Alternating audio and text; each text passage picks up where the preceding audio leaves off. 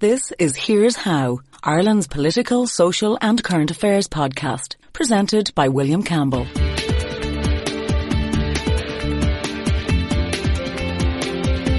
Thank you for downloading episode 22 of Here's How. Eoin Reardon, the Minister of State for the National Drug Strategy, has talked about decriminalisation and injection rooms. In this podcast, I'll talk to a doctor specialising in treating addiction.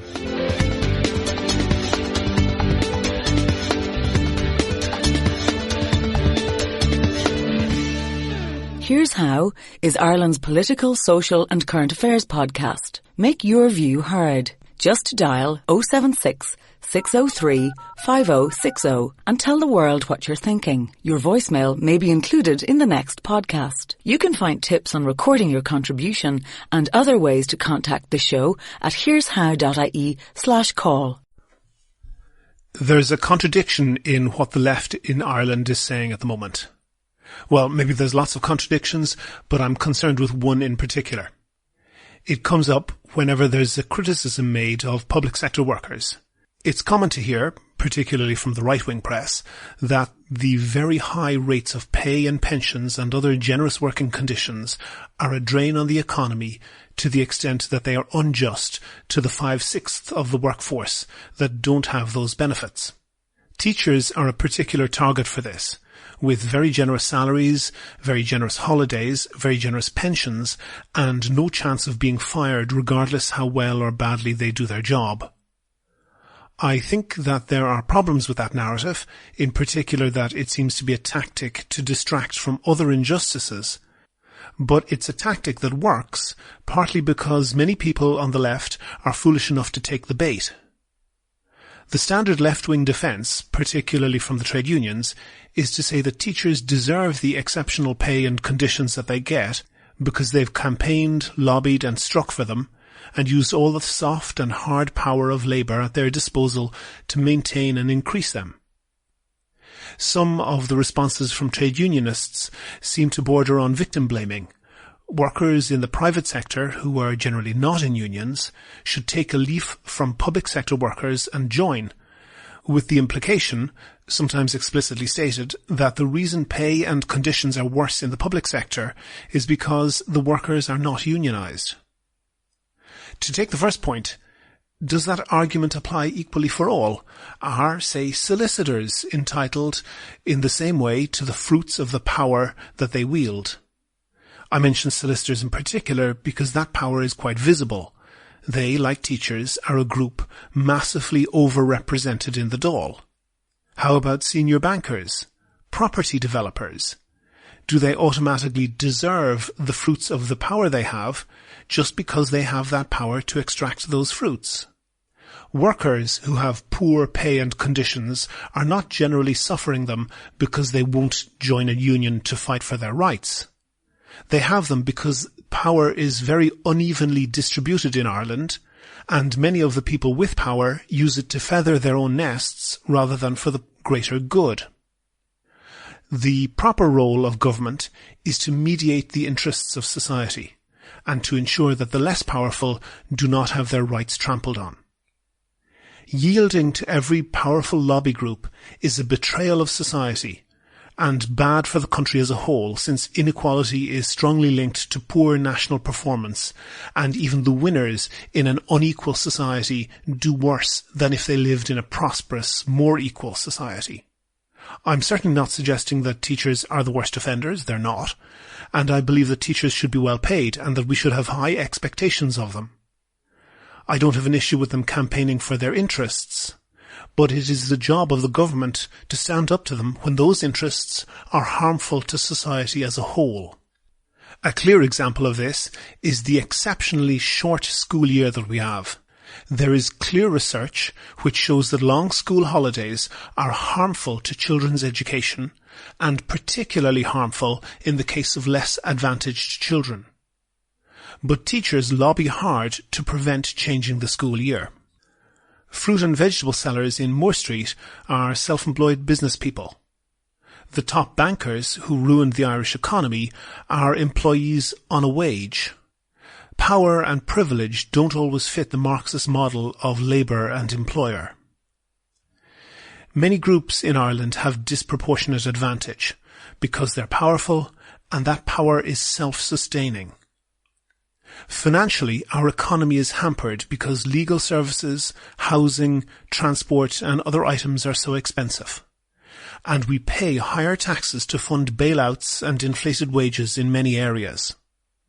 Socially, many people are denied justice, live in isolated substandard accommodation, suffer long commutes and receive an inadequate education.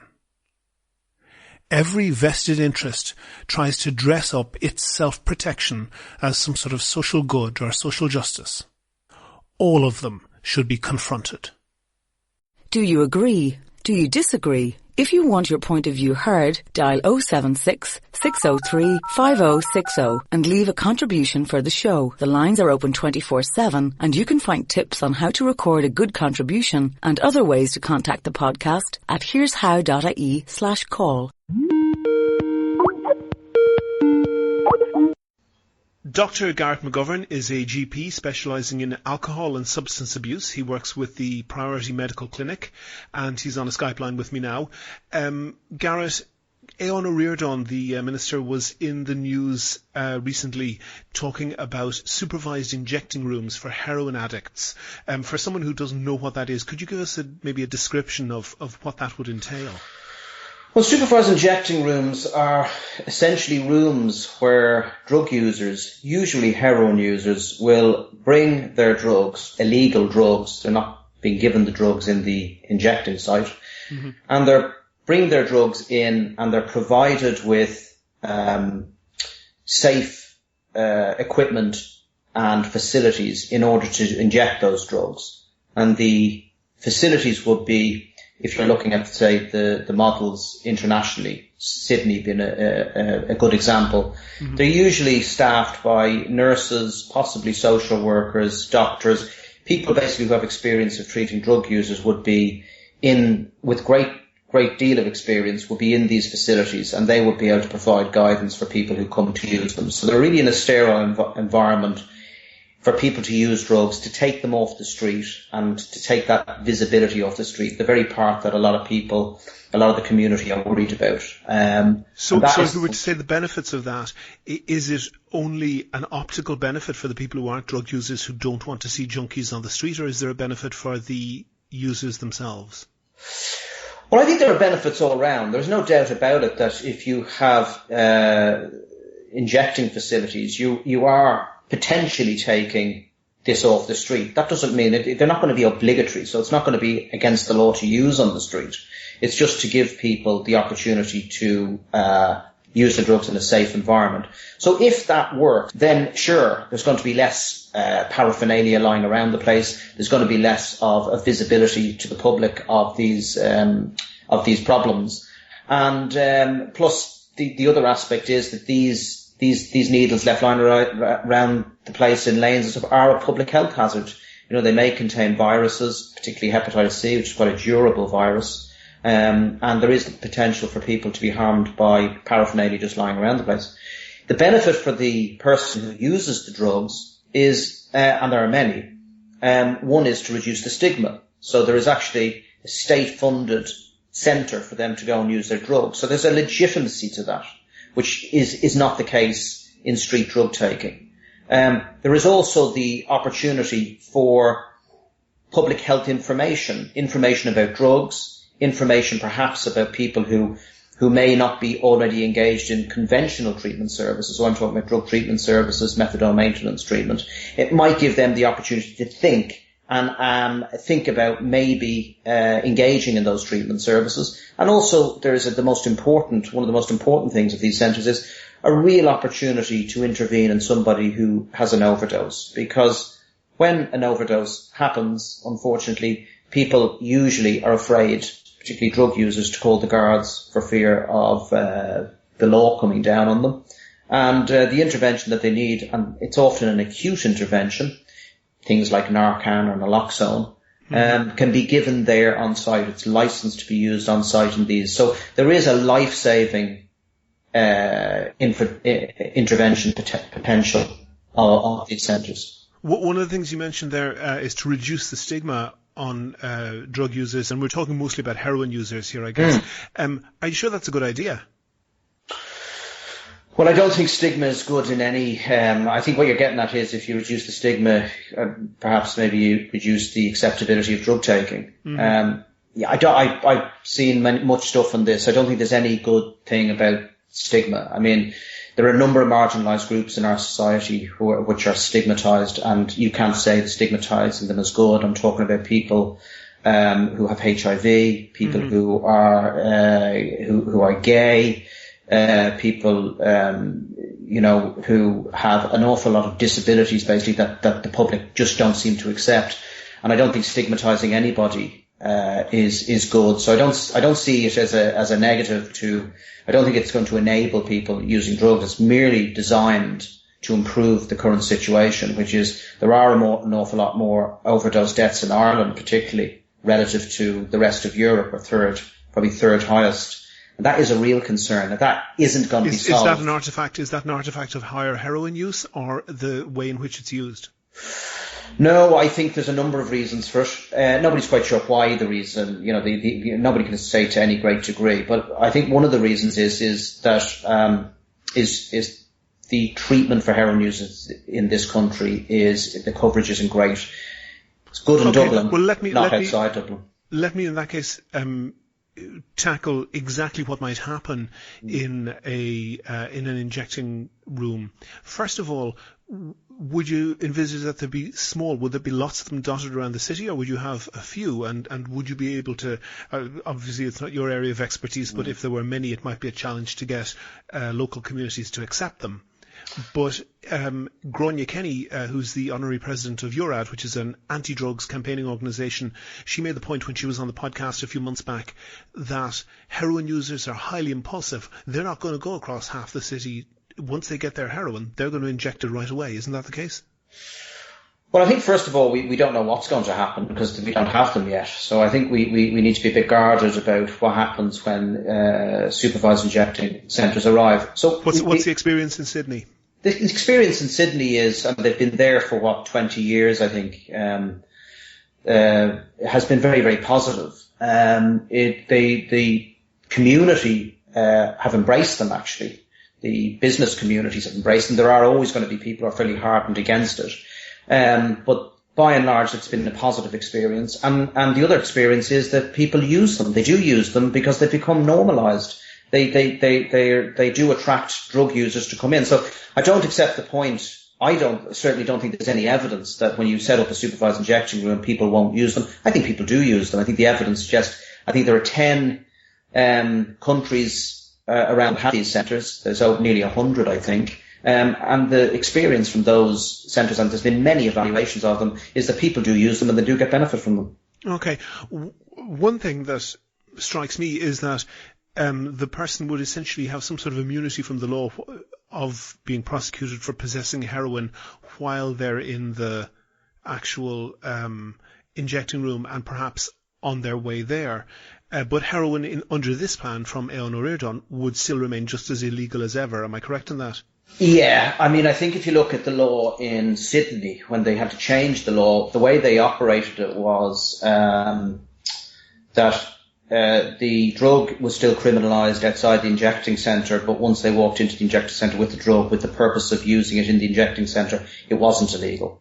I think that's the way they operated it over there. But I think it dovetails nicely over here with Minister O'Riordan's plans to decriminalise all drugs for personal use. I think that's his plan. So probably that piece of legislation would probably work better with this if you're able to put the two things in together. Open up the injecting room and have the law so that people are not going to be suddenly, targeted outside the injecting room before they get there. I don't. That's going to be counterproductive. You made another point there. What was it? You made some other point about the people who are on their way to the injecting clinic are essentially immune from being prosecuted for possessing heroin, but in the wider world, it's still as illegal as ever. Yeah, it is. I mean, they have to change the law on this. I mean, that's what they've been working on in order to make sure that we're going to attract people. Because if we're going to have a situation where people on the way to injecting rooms are going to be targeted and arrested, then all you're going to get is people not bothering to go anywhere near an injecting room, and what they'll end up doing is still inject in the streets or in their homes or wherever they inject. So we have to make this practical as well as workable and acceptable. And I do take the point that a lot of people believe that maybe this will enable drug use. Maybe this will be, I've heard of, you may have read about the honeypot effect, whereby we now have an injecting centres that are going to encourage dealers and stuff like that. Again, I can only look at the evidence from other jurisdictions. That doesn't seem to be the case. There doesn't seem to be any evidence that a honeypot effect happens. So I don't, a lot of people then will say, well, in the Irish context, a lot of people kind of look on Ireland as being some different country to other countries. I think we can put all the barriers in place, but I suppose in the end of the day, we've got to say to ourselves, are we happy the way things are at the moment? And you will have seen in the media in the last few days, there's a lot of stuff around. Minister Reardon took a trip around, I think the north inner city, around some lanes, and saw, pretty first hand what actually is happening, that people are injecting in the street. And he also said, not only are they injecting and leaving their paraphernalia behind, but they're also defecating in the street. I mean, they may not be. Nobody's quite sure whether the person who defecated is the same person who took drugs. But I think we can be fairly sure that it doesn't make a very pleasant urban environment. It doesn't, not at all. And I think we have to be a little bit more ambitious, and a little bit moving with the times to try and make things better. I have my own, friends of mine who are very, very vocal in thinking it's a terrible idea and it's awful and what's it going to do with all the businesses. This isn't a sort of a snap trigger reaction to in some way, appease drug users. That's really not the main focus of this. The main focus of this is to try and clean up the city in some way. There are a lot of other issues within the system. I can understand that, and as you say, Eoin Reardon was, I think, perhaps attracting a bit of publicity to the way in that it degrades the city centre. But from a medical point of view, you said that there would be intervention, for example, in the case of an overdose, if people were close by. Medical staff could call an ambulance or whatever and give medical assistance. Do you think maybe that you're helping out the drug dealers because you're keeping their clients alive and using? No, I think if anybody is in need of medical attention, they should be able to get it. I don't think we should discriminate who needs medical attention and who doesn't. I mean, we could be, that argument could, transgress into other things like paedophiles. Do we bring them back to life? What I'm thinking of is the kind of the balance effect. Clearly, drug users would be less likely to die. They would also be less likely, or they would be more likely to come into contact with, addiction services like yourself. They can be offered various programs to get off heroin. I'm just wondering, would the net effect be of having more or fewer heroin addicts out there? No, I don't think so. I mean, the number of heroin addicts in this country is probably fairly static. The problem we have is that a lot of the evaluations around heroin addicts are in the city centre. There's a huge problem around the country. It could be argued that maybe if we're going to open supervised injecting centres, we need to look probably beyond Dublin, because there are potential HIV epidemics among drug users waiting to happen. There was a recent upspike in HIV transmission, which seemed to come from the same cohort. Now, that's a reflection of poor treatment practices, either absent treatment or not available treatment. So things like good needle exchange, good information, reduced stigma, low threshold services and ready access to treatment. In terms of drug dealers, it won't make any difference. Heroin isn't going to go away. There's going to be plenty of drug dealers. There's going to be plenty of people for them to sell their drugs to. The wider argument, I suppose, is should we be looking at things like supervised injecting or consumption rooms with the giving people heroin? I'm really interested in that because it seems to me that, and I know your speciality is medicine and not economics, but a heroin user is basically a walking cash machine for a dealer. He either begs or borrows or steals money in order to get the heroin. That's then passed on to the money is then passed on to the dealer. if you provide free heroin to people who are heroin addicts. Now, I'm not suggesting that you can kind of just go in for the crack or whatever. It's somebody who's been medically assessed by somebody like yourself and is known to be a heroin addict, and if they're not willing to go into a detox program, they will be supplied with free heroin in a supervised environment. Wouldn't that collapse the market for the drug dealers and take away their incentive to get somebody addicted to heroin in the first place? Absolutely, it has the potential to do that. The problem you always have with regulation, and we'll encounter this if we ever get to a situation in this country with regulation. If anybody knows the way drug markets work, is in order to dent a drug market, you have to significantly reduce the availability of street drugs. In other words, people are more likely to get it from a state-funded place than go on the street and buy it. If you have this that is too high threshold for people to use, or people are still don't really want to go in to inject in that way, well then it won't. If on the other hand, it is something that becomes again more acceptable and more acceptable to drug users who really want to get better and are sick of using heroin of dubious quality, and you have to remember as well, not only is it heroin of dubious quality, they're going to have to pay for this. And worse still, often they don't pay for it directly. They pay for it in other ways, or they have drug deaths. And I mean, I work in areas of the city where drug deaths have had, as you can imagine, fatal consequences. So I absolutely take your point. There is, if it was done properly, it could considerably dent the illicit market for the sale of heroin. Yeah. Sure. And essentially what I'm doing is suggesting that you take away the incentive to be a drug dealer, because you know that what happened previously, that once you get somebody addicted, they're coming back a couple of times a day for a hit of heroin, that you know that once they're addicted, they can get heroin for free from an injecting clinic. Wouldn't that actually have the hope of achieving, what seems to be a golden grail of just not having street heroin around? It would, and it'd have another function, well, in the sense that if they were using heroin, if they were getting heroin on prescription, they would be getting real heroin. Now, the dose would have to be determined, etc., but they would be getting real heroin, right? And if you ask any drug dealer about heroin on the streets of Dublin, it sometimes varies. You often hear about very strong heroin coming in. We see patients coming to us with abscesses in their arms and clots in their leg and infections and all that sort of stuff. And this really sort of rules that out. The people, from the experience of like the riot trial, which is done by Professor John Strang in the UK and in places like the Netherlands and Switzerland, the experience is that these places actually are very well run, and the patients do well. They measure them on a wide range of outcomes. And one of the things you don't seem to see is you don't seem to see the carnage that's associated with illicit drug use on the street. That sort of chaos is taken out of it. Dr. Garrett McGovern from Priority Medical Clinic, thank you very much for talking to me. Thank you, William. Make your view heard. Dial 076 603 5060 and leave a contribution for the show. You can find tips on how to record a good contribution and other ways to contact the podcast at here'show.ie/call. That's almost the end of episode 22 of Here's How, Ireland's political, social and current affairs podcast, published on the 8th of December 2015.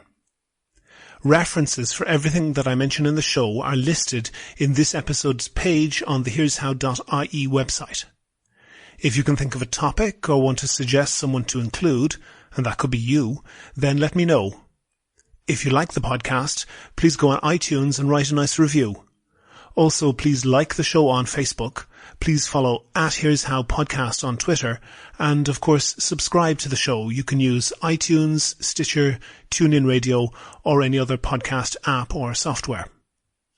You can do all of that or get in touch with the show right from www.here'show.ie. Or you could just go out and tell all your friends how great the podcast is. The next show will be uploaded shortly. The Here's How podcast is produced and presented by me, William Campbell. Thank you for listening.